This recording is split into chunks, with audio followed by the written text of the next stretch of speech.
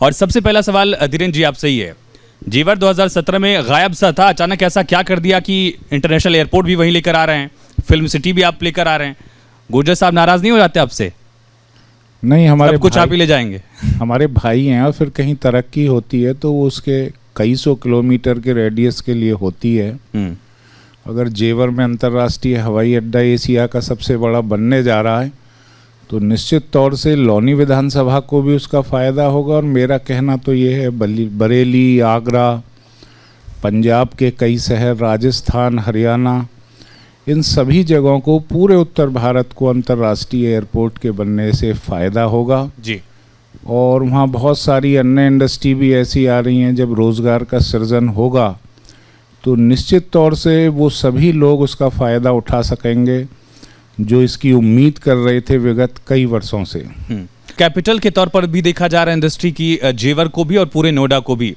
इस मामले में आपकी कोशिश कितनी कामयाब हुई है धीरेन्द्र जी? और साथ साथ जब भूमि अधिग्रहण का मुद्दा आता, जब ये बड़े काम होंगे, उसके लिए ज़मीन को सरकार को खरीदना होगा, वो प्रोसेस बड़ा रूथलेस हमने देखा था कि किसानों की वहाँ प्रदर्शन की तस्वीरें दिखा करती थी, किसान धरने पर बैठे रहते थे। लेकिन ये दिक्कत लोनी में, जेवर में क्यों नहीं आई? आपने क्या ऐसी कोशिश की कि सब कुछ शांति ढंग से हो जा रहा है? देखिए, ये वही क्षेत्र था जहाँ 2 इंच जमीन के लिए गोलियां चलती थी। भट्टा पारसोल जेवर विधानसभा में ही है, जिकरपुर भी सीमा पर स्थित है जी, और घोड़ी बछेड़ा भी लगा हुआ है जेवर विधानसभा से।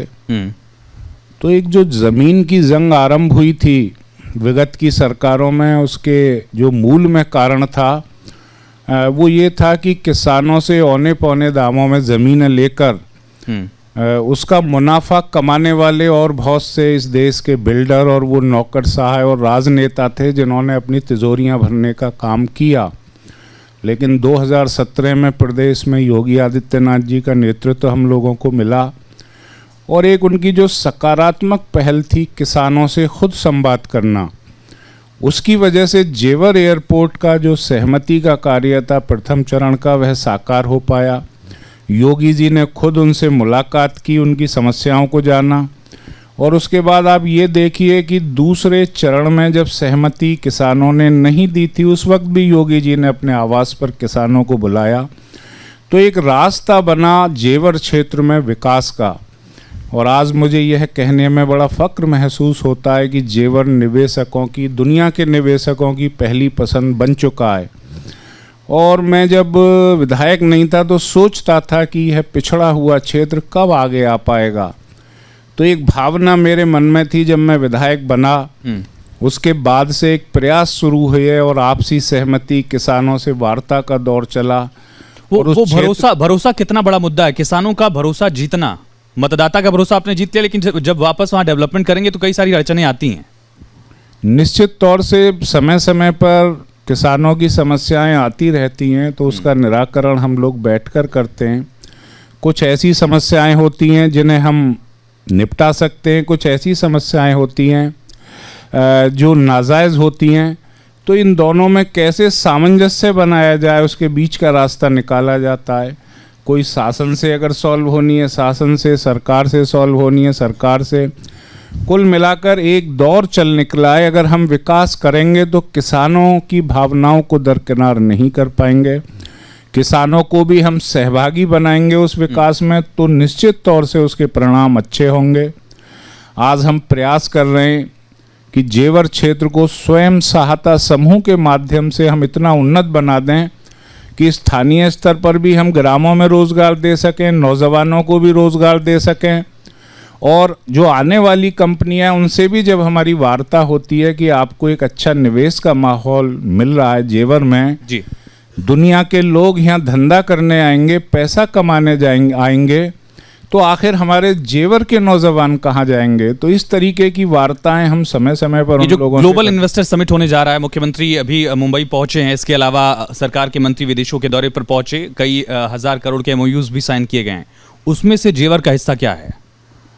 मैं समझता हूं कि जेवर का काफ़ी बड़ा हिस्सा इसमें से होगा और जो भी निवेश यहाँ आने वाला है वो इस जनपद गौतम बुद्ध नगर में, और गौतम बुद्ध नगर में सबसे ज़्यादा जेवर के लिए MOU साइन हुए हैं। क्योंकि जेवर में अंतर्राष्ट्रीय एयरपोर्ट बनने के बाद, फिल्म सिटी प्रस्तावित होने के बाद और देश में 5 मेडिकल डिवाइस पार्क दिए गए थे, जिसमें से एक उत्तर प्रदेश को मिला, वो भी जेवर में ही बनने जा रहा है। अपैरल पार्क हो या मेट्रो कोच का कारखाना हो या एक ऐसी कंपनी जो 500 फॉर्च्यून में मानी जाती है, एवरी डेनिसन, उसका उत्पादन शुरू हो चुका हो। कुल मिलाकर जेवर निवेशकों की पहली पसंद इसलिए बना है कि लॉ एंड ऑर्डर जो मुख्यमंत्री ने दिया इस इलाके को, वह उसकी बहुत ज़्यादा वजह है, और दूसरा किसानों का जो सहयोग है वार्ता के बाद। ठीक है, मुख्यमंत्री आया नहीं करते थे इसकी पहले की सरकारों में, नोएडा को अभिशापित माना जाता था। मुख्यमंत्री ने वो तस्वीर बदल दी है, मुख्यमंत्री आते भी हैं, उद्घाटन करते हैं, प्रधानमंत्री भी आते हैं, वो तस्वीर बदली है। पहले कार्यकाल में जो कुछ मिला, अब दूसरे कार्यकाल में उससे आपको आगे बढ़कर देना होगा, क्योंकि जब आप काम करते हैं तो जनता की आकांक्षाएं जो हैं वो और ज़्यादा बढ़ जाती हैं आपसे। निश्चित तौर से जेवर इस देश की इकोनॉमी का एक बड़ा हिस्सा बने, और मुख्यमंत्री चाहते हैं कि हम $1 ट्रिलियन इकोनॉमी देकर जो मोदी जी का विज़न है और सपना है 5 ट्रिलियन इकोनॉमी देश की हो, उसे उत्तर प्रदेश साकार करेगा। और इसका एक बहुत बड़ा हिस्सा हम इस जनपद गौतम बुद्ध नगर और जेवर से तय करेंगे। मैं ज़्यादा बड़ी बात नहीं कहना चाहता, जो मेरे मुख्यमंत्री का विज़न है, योगी आदित्यनाथ जी का विज़न है, उस विज़न के चलते आज मैं देखता हूँ कि जेवर विधानसभा इस देश और प्रदेश की जीडीपी का एक बहुत बड़ा हिस्सा तय करेगी। आने वाले समय में जितने भी रोज़गारों का सृजन होगा, उत्तर भारत का नौजवान इसमें रोज़गार पा सकेगा।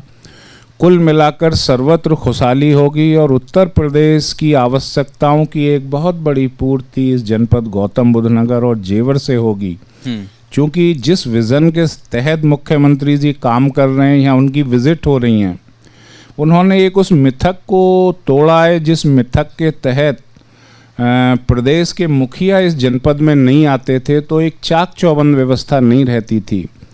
स्वयं आज मुख्यमंत्री एक एक उद्योग की समीक्षा करते हैं, एक एक गरीबों से जुड़ी योजनाओं की समीक्षा जब इसी जनपद में आकर करते हैं तो निश्चित तौर से जो नौकरशाह व्यवस्था है वो चाक चौबंद हो जाती है, और उसका सीधा सीधा लाभ हम देखते हैं कि आम जनता को मिलता है। तो उस मिथक को तोड़ते हुए प्रदेश जिस वो रास्ते तब भी टूटा जब मुख्यमंत्री कोविड के दौरान भी दौरे कर रहे थे, जैसे ठीक हुए उसके बाद दौरा फिर से उनका शुरू हो गया था, ये एक बड़ी खबर भी बनी थी।